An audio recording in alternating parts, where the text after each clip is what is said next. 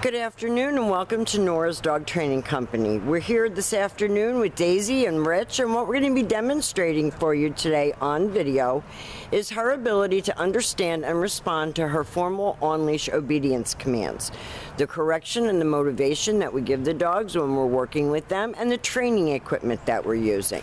Rich is using a regular 6-foot web training leash, and he keeps the bulk of the leash folded neatly in his right hand. That leaves his left hand free to give any correction that's needed, and the only correction that we give is a little tug and release on the training collar, and that is the second piece of equipment that we're using. You're going to be introduced to that training equipment and taught how to use that properly when you come to pick her up. Now she is sitting, albeit that she's looking in the wrong direction, but she is sitting at Rich's left, which is where all of our obedience training is done. And the first exercise that we're going to demonstrate for you is the heel. Heeling is proper leash walking, and in spite of distraction, she should walk next to your left leg without pulling you, without tugging you. And anytime that you stop your feet, she's been taught to sit automatically without being told, to wait for her next command. And believe me, we have a world of squirrels and birds out here, and she's all over the place looking at them. But at the same time, she is still doing her commands. Unfortunately with her, she doesn't make a lot of eye contact with the trainer, which is rather unusual. But she is walking nicely with him, and when Rich stops, she does sit automatically without being told to wait for her next command. So just that in of itself has taken a lot of work, and Rich has worked a lot with her. Stay. Now the next command that we're demonstrating is the sit stay, and the stay is a hand and a voice command, and because it is a stationary exercise, we do not use her name. And you're going to practice lengthening out the time and the distance. When Rich returns back to her, he's going to walk all the way around her, and she should remain seated until he gets right back to where they started, and he loves her up for a good job, and they take off heeling again.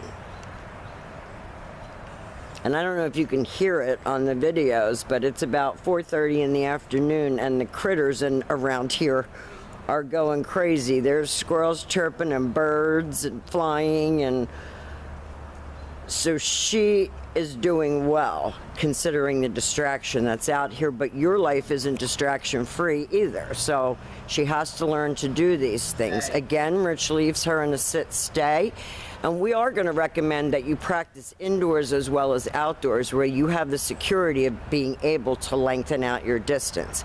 Now this time, instead of returning back to her, Rich is going to use her name and he's going to call her in. This is the come on command.